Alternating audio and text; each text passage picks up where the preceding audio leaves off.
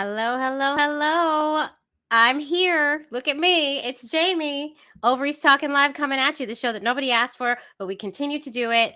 I'm here. You guys are never going to believe it. When you get in here, please say hi and let me know you're here. You're never going to believe it. Once again, Robin is stuck on a commercial set, and so she's not going to make it in today, but we have the most amazing guests. I said we. Well, it is we. We have the most amazing guests coming in. I can't wait, can't wait, can't wait. But before we get into that, I got to play a little ditty. It's the show that nobody asked for, the only reason that we shower. If these ovaries could talk is live right now.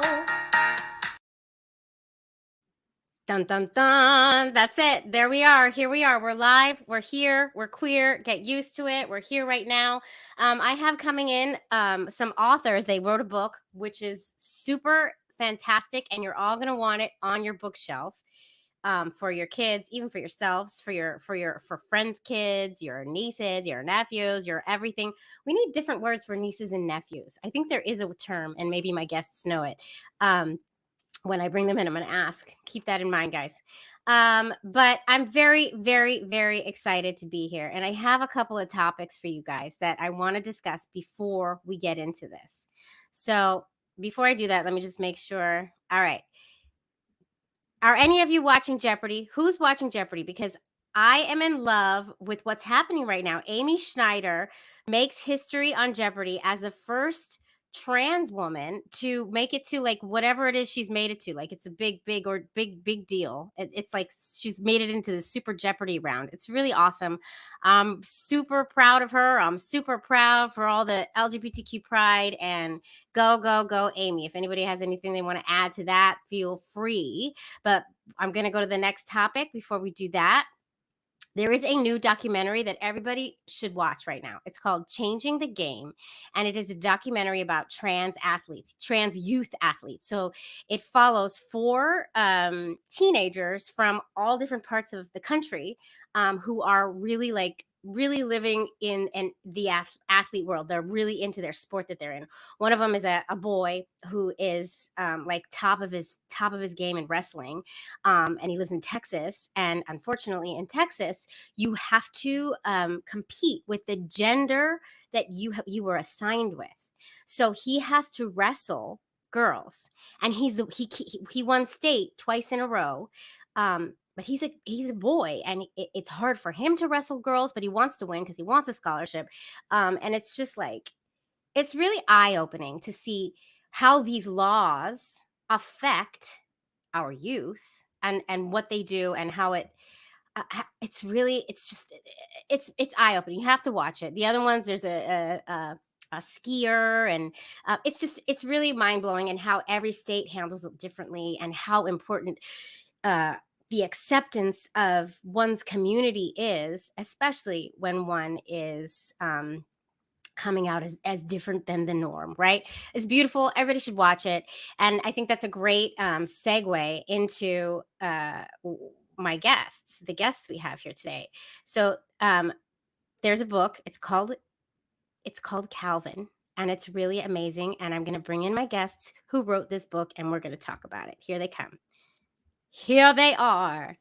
JR and Vanessa Ford, authors of the book Calvin. Hi, guys. Thank you for joining us. Hi. Thank you so much for having us. By the way, the word for the non-gendered word for niece and nephews, get ready for it. Nibbling. Nibbling. Oh, I knew this. Wait, I think I have a book called, no, that's dibbling. That's donor syndrome. Oh, something different.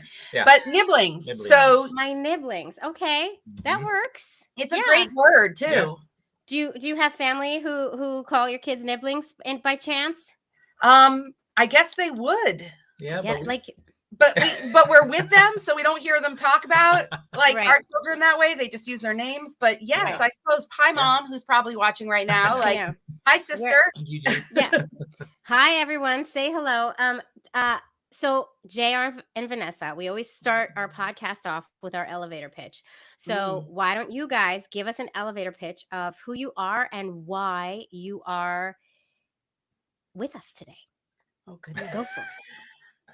You got pressure. this. You I got know, this. no pressure. All right. So we are JR and Vanessa Ford. We live in the Boston, Massachusetts area and both have full-time jobs working in IT and in higher education, but also happen to have two wonderful children, one of who is trans non-binary, Ellie, who inspired this book that we wrote about a trans boy named Calvin. And Calvin took us about 3.5 years to write and just entered the world November 9th. So we're super thrilled that he's out and about. And for our elevator pitch, does it come with pictures? Yes, it does. It comes with every. Oh my God. That is the cutest cover of a book I ever. I mean, oh my God. Look at the cutie. The cuteness is outstanding. Our illustrator, Kayla Heron, is truly phenomenal. She's the bomb. Yes. Oh, it's beautiful. It's beautiful. So, you said it took you 3 years to write this book? Yes. You know, I'm an author too. Robin and I wrote a book based on our podcast. And I was under the impression I've decided I'm going to write a children's book one day because I always have great ideas. And I was like, yeah, just bust it out. No problem. I'll get an illustrator. I'll do the thing. Not so much, huh? Talk about that. Talk about the process of writing a children's book. Yeah, so from conception back in 2018. Careful talking about conception. Oh boy. Book conception. Conception of the idea. That's okay. We talk about conception all the time on this podcast. Yes, I know you do actually. So this is from conception. All right. We have very different styles of conception all over this podcast. Yeah, perfect. Yeah. So back in 2018, we came up with the idea to write a children's book. And Vanessa, the idea wizard here, came up with the idea of writing about a kid who is transitioning. We wanted it to be purposeful and intentional that he was a kid of color, as well as his journey was mainly focused on himself and not, the external, tribulations and adventures that a trans kid would go through. So we wanted to focus a bit on his internal navigation through coming out to his family, to his school, and to his community. So 3 years it took, having the editor, having an agent, really fine tuning the story, going back and forth with also people in the trans community. We got some great input from them as well. So 3 years it took, and here we are now. I mean, go ahead. I was just going to add that, we created the children's book process is quite something. And we knew we also wanted to get Calvin really out into the world. So we decided, and we didn't have the bandwidth to self-publish. So we have a great editor, Stacey Barney at Putnam. Now they're at Nancy Paulson. But Penguin Young Readers is our publisher, and they've been really great to work with. And just really helped us get it out to the masses. But the years it has taken was the manuscript, and then submitting the manuscript, and then working on the manuscript, and then the illustrations. And you'd think that writing a book with like 600 words would be really straightforward. I think so, right? But however, each word matters so much. Yeah, right, it really does. Wow, but we're happy that it's out. Yeah, you guys did it the right way. I mean, you got a good edit. Like the thing we kept hearing when we wrote our book is, well, it's just niche. So it's just going to be like this little niche thing. It's not going to really be publicized to the world because what you're writing about is such a niche topic. If I hear the word niche one more time, right? And that's the problem with books like ours, because they get categorized in weird ways, and it's hard to get them out to the masses. So I feel like you guys really did a great job. It sounds like you really dotted your I's and crossed your T's and made sure that this is, because from what it looks like, from what I can see, this book is making a little bit of a splash. We'd like to think so. I mean, when I Googled it, there's all these articles about, I think you guys are doing fantastic. And that's exactly what needs to happen. We need these stories out there to normalize these transitions or our lives. There's nothing strange or weird about us. It's just, it's been around forever, And we always want to make sure that there's books where kids can see themselves in the book reflected, but also that other kids who don't have those experiences Mhm. have a window into the lives of others. Right. Those are Exactly. truly empathy building experiences. And for Calvin, we're not saying that Calvin should only be in the hands of trans kids. We're saying No, Calvin should be in the hands of all kids. Right. all kids. It should be in all school libraries. You got to Right. start a campaign to get it in all the school libraries. Yes. Yeah. Right? That's the hope. It should be. It should be just reading. It should be required Yep. reading. Yeah. I mean, Yeah. it's a Absolutely. story about a kid and his life and his Yeah. truth. Right? Yeah. Yeah. So I looked at some pages on Amazon because they show Yeah. you like 4 or 5 pages. Yep. I teared up just with some like Calvin's sitting at the table and he tells his family that he's a boy. He's known in his heart. What is the word? He's known in his heart and his mind. Heart in his brain. Yep. His heart and his brain. And is that something that where did that come from? Because I think it came from somewhere. It came from Ellie's story. Oh, Ellie is our trans Yeah. child, and Ellie uses they them pronouns. So Yeah. you'll hear us refer to them as they and them Yeah. throughout Mhm. this. So there are different parts of the story that lend themselves to our family's journey, as well as other kids who are a part of the the whole trans youth movement in terms Mhm. of we wanted to make sure that it reflected not only just parts of our story, but also other kids' stories as well. And this Yeah. idea, when Ellie first transitioned and Ellie told me directly in my face when I had at a birthday party. It was Ellie's 4th birthday. Ellie was dressed at the time. We thought we had a son, and we had a book called The Princess Boy. And it's a great book about a little boy who likes dresses. So we would call Ellie our princess boy. And Ellie stopped me in my tracks one day and said, "I'm not a boy. I'm a girl in my heart and my brain." And I actually Googled that. And it's a very common thing for really young trans kids to say, like, I'm a girl or I'm a boy, or I'm neither a girl nor a boy in my heart and my brain, which is separated from what they've been taught and what all of us have been taught, that our bodies define who we are, which we now know is not true. Bull. But we've learned it. We've learned it's not true from our 4-year-old, who's now a very happy, almost 11-year-old. Oh, 11. Wow. Good job. I love it. I know. We managed to raise them for the last 6 years successfully so far.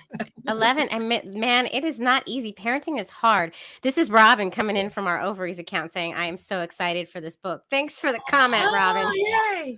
Thanks. Me too. But I find it so fascinating that our children don't have the language, but that it's coming from the heart of a child, and and God forbid for the adults in their lives not to believe what they're telling them, and it happens out of ignorance. Adults not wanting to believe it. No. This is and what we've been taught. Right. Yes. It's what we know. It's what we've been taught. And early on, I was seeing a therapist and asking the question, is this a phase, right? Is this a phase? And which is something that a lot of people will usually lean on, saying, "Oh, yes, it is." But a therapist said to me very astutely, "Your child is who they say they are until they tell you otherwise." People are who they say they are until they tell you otherwise. And that's what we ended up living by, because ultimately, who knows someone best than themselves? And if you're hearing this from a 4-year-old, a 5-year-old, as they grow, now it's who they are. And we need to figure out how to support that, which is the work to be done. Right. Yeah, right. You know that Maya Angelou quote, when somebody shows you, it's something else, but that quote, it just came to me. When somebody shows you who they are, believe them the first time. Yes. Yep. And I don't think it's meant in that context. No. It's meant kind of differently, but it fits here. It fits. Absolutely. If somebody's telling you who they are, that's who they are. That's who they are right now, and it could change. We all change. Everybody changes. That's what happened. That's what I learned in this. Well, I didn't learn it, but as one of the kids in this documentary said, "This is who I am right now. I've changed already. I can change again." Yep. It's not static. It's not stuck. We're not stuck. Life changes. Life flows, and we have to go with the waves and the ups and the downs and the undulations, and just believe what we see. Right. And to be honest, one of the things that's also happening is there's really great research in this area happening, longitudinal studies following our kids to see how salient and strong and solid those identities are. And that the research is finding that when young kids are saying, this is who I am, that's sticking. Yeah. That is who they are. Right. It's not a phase. It's not a phase. And this idea that any of us we can have phases and maybe things that we enjoy or hobbies we have. But when it comes down to who you are, I would just ask the audience, like, who you are is never a phase. Right. It is maybe what you're doing or what you're wearing is a phase. Like, Ellie's super into ripped black jeans right now. And combat boots. Yeah. Who isn't? Yeah. I mean, hello. Come on now. But that's separate, obviously, from identity, but also, identity is never a phase. Yeah. And who are we to question someone else's identity? Right. We don't do that for cis kids. Right. Exactly. They say they say they like, they say they want to wear a dress, they can wear a dress. Cis kids, I'm saying primarily, right? Yeah. How can we get to question somebody who is slightly going out of the norm? It's just mind-boggling. But can we take it back to so Ellie's a baby, Ellie's a young kid, Ellie likes to wear dresses, and so you're saying, okay, what was it like for you guys? Was it hard? Was it easy? I always think, since I'm gay, I think, oh yeah, if my kid told me that they were trans, or that they felt more, that they were non-binary or anything, I'd be like, yeah, that's great, that's cool. However, I did just have one moment where I was, and the audience knows this story, so I'll try to keep it brief. Sorry, guys. Talking to my kid, she's interested in bodies and sex lately because she's at that age. We're reading a book, and it started, I got a real inclusive book about sex and gender and everything. And it starts with gender, and it starts with gender and expression. So we read the first 2 chapters, and my daughter said, you know what? I think I'm like between a boy and a girl. I don't think I'm both. I don't think I'm one or the other. And me, who thinks I'm so open and like, had a moment where I was like, oh, we're going here. And I had a reckoning with myself for a second. And I think that if that moves forward, which I don't know, like we said, everything is fluid. I'm going to have to work through some stuff. So, I don't know. So tell me your experience. I'd love to hear it. Yeah. So before Ellie came out to us, kind of officially, Vanessa and I, we are progressive, liberal, people. But early on, when we start to see the dresses become more consistent, and Ellie would virtually go everywhere wearing the dress. It was an Elsa dress. Yeah, Elsa, it was an Elsa dress. Of course it was. Let it Frozen. go. Yeah. Come on now. And so we have a picture in a snowsuit, like big puffy, like 3-year-old walking around with the dress on over it. So we knew, we knew fairly early that we had a special kid. And they would go to daycare with fingernail polish, and we wouldn't question it. We knew that we had a kid who was very comfortable with who they were, even early on, even if they didn't have the vocabulary or the terminology. We knew early on. And you were comfortable with it, which probably made all the difference. We had already like a trunk of dress up clothes that included police uniforms, dresses, you name it, everything. We're both, and Ellie has an older sibling named Ronnie, who's our son. And, for Ronnie, he would wear dresses when he was like 2 or 3 and stuff. That he would, nurse with the ball. And yet he grew out of that at 4. And so as we approached 4 and we saw this getting stronger and stronger, I don't think it occurred to us yet that we had a trans child. We thought we had a son who really liked dresses, and maybe that was going to be the path. Right. And we're going to challenge that norm about what boys, were supposed to do. Yep. And I love it was when that language came out. I would say that JR was the first one to say, I'm on board. Let's make this happen. Because with that, I'm a girl in my heart. My brain came, call me sister, call me she. call me sister, call me she all the time. Ellie would draw themselves as a little girl. Like, you know, stick figures with the triangles. Oh, my tattoo. This is the first time that Ellie drew themselves as a girl. Oh my God, I love that. That's a good drawing. Yeah, yes, very good. They are an artist. And you know, what's interesting is that journey back then, definitely we reached out for support. And so I first thought with you when you were saying, oh my gosh, like what? I think you're caught by surprise that what is natural. The next step is, what am I going to do about it? And you have two choices. You can find support and support your child, or you can choose not to do that.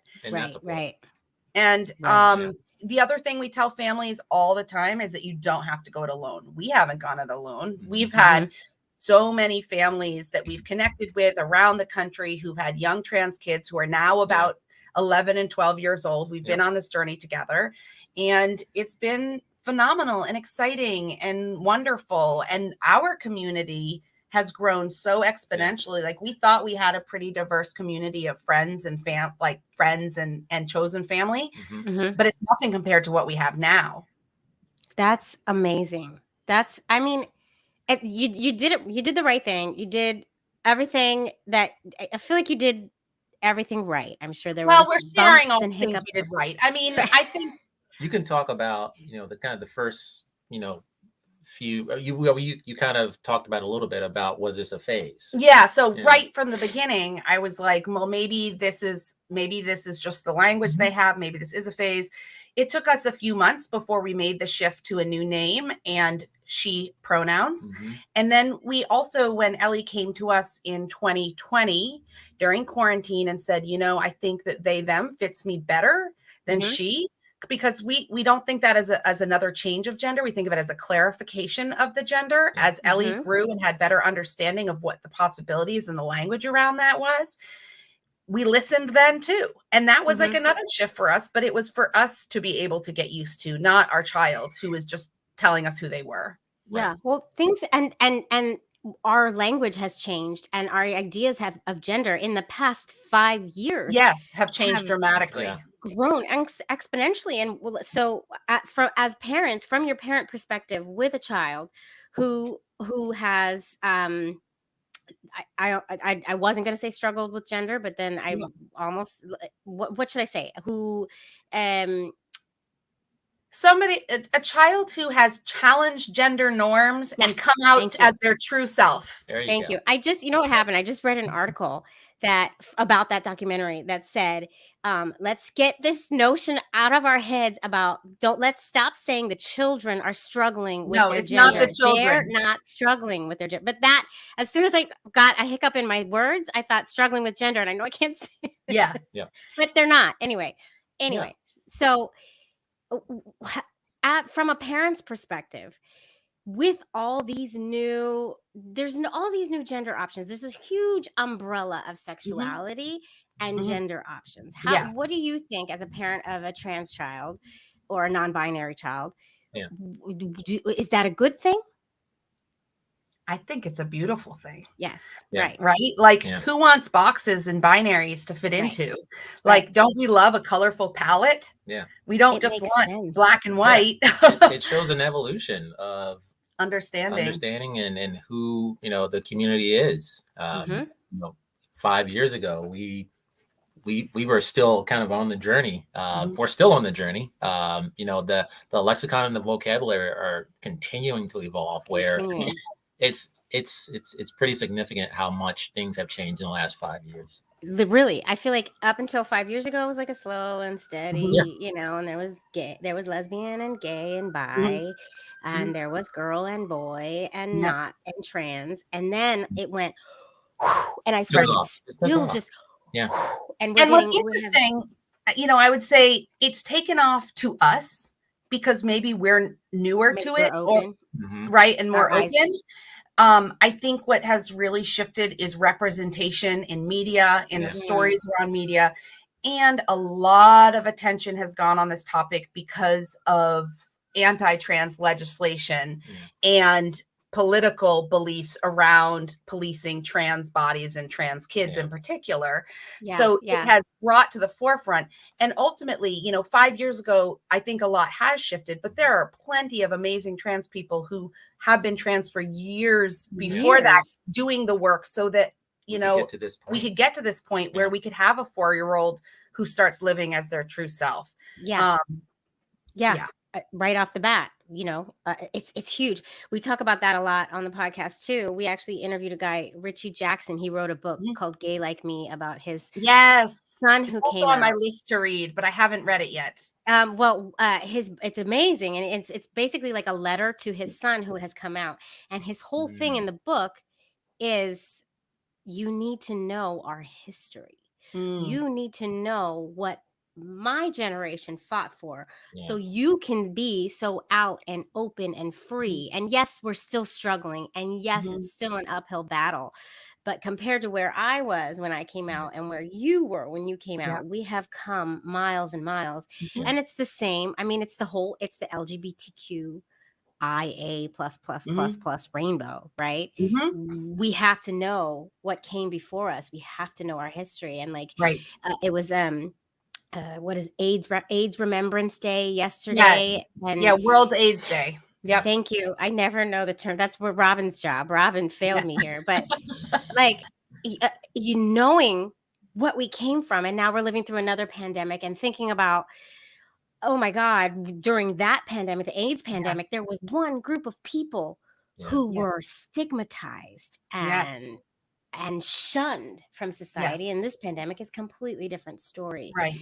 And to compare the two is kind of ridiculous, but I just did because If These Ovaries Could talk, and I compare random stuff. Right. But I just I think that this book is great, and I think that this is a perfect Christmas gift for anyone who's looking for a gift for their anybody, really anybody. Like give this to everybody. I'm just in love with it, and I have one more question for you. I was gonna wrap it up, but I forgot. I wanted to ask you, what has Ellie's experience been? Kind of living their truth and also having their parents write a book that is very loosely based on them. Yes. So, and you can't speak for Ellie because Ellie has Ellie's own opinion. Ellie has. So what I will share is what Ellie has told us, which is I'm proud of this book. I want to be the first to hold this book. Ellie asked to bring copies to their teachers. So, and the book is actually dedicated. We have maybe the longest dedication on the face of the earth. I don't know. I don't know. We went a little crazy. Yeah, our dedication. It's hard to see. I know it's not. Well, I'm not going to read it because it's a list of names, but the dedication is all of Ellie's teachers that they've had since they transitioned up till today, and a number of trans individuals who are chosen family.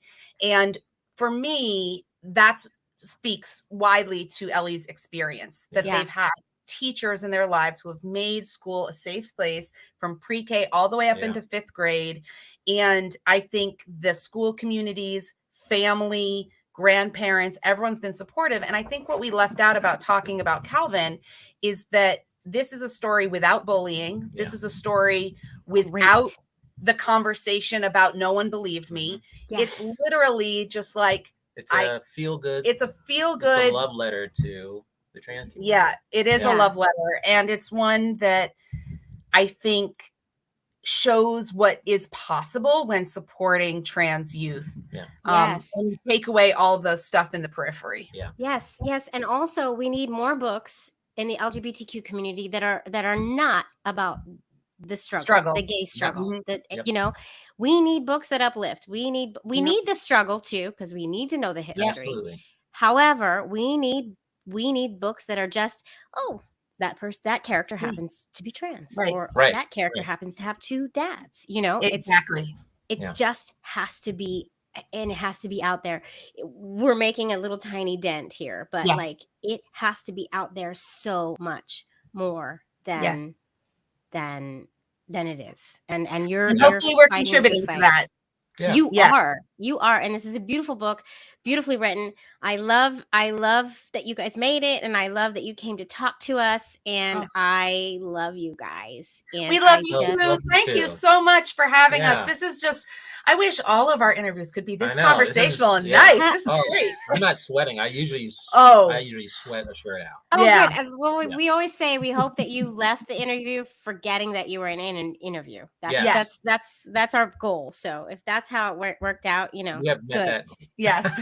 Yeah. But I mean, you know, good job for writing this book. And you're gonna have another book sale like as soon as we get off, and I'm gonna go to Yay. Amazon or go to Goodreads. I'll get IndieBound. I'll get it off. The Yes, Indie- you can. Oh, You yeah. can get it from any of the bookstores. I'd be remiss to say if you can get it anywhere books are sold. Go Yes. to your local bookstore, have them order it. Please, Many yeah. of them have it.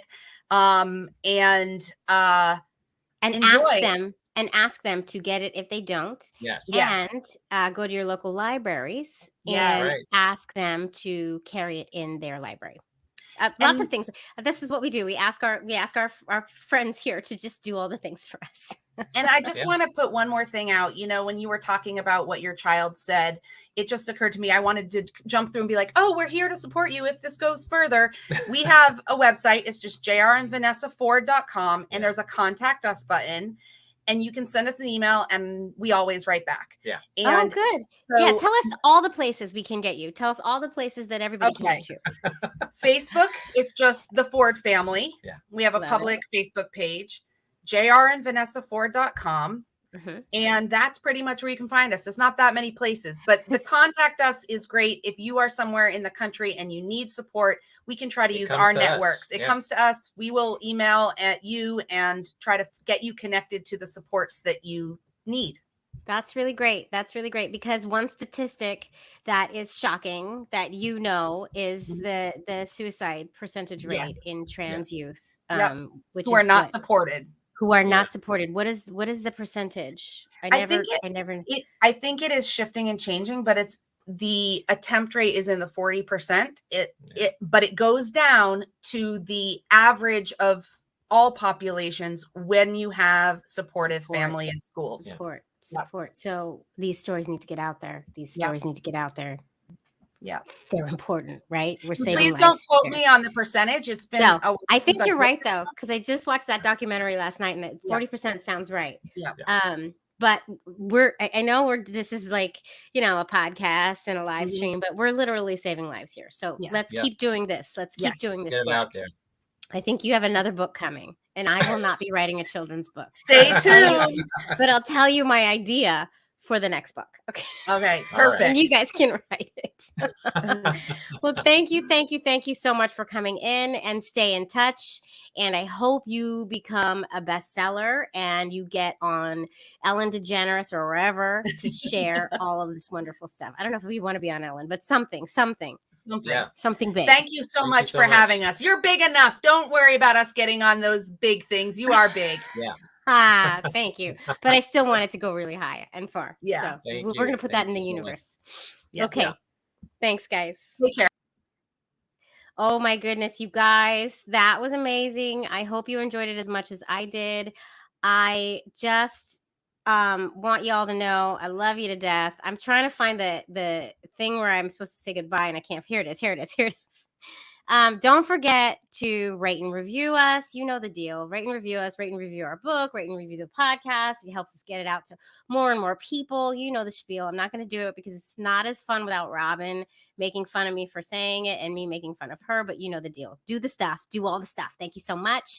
And without further ado, I want to say eggs, ovaries. It was so wonderful being here with you all today. Robin will be back next week. Out. Thank you so much.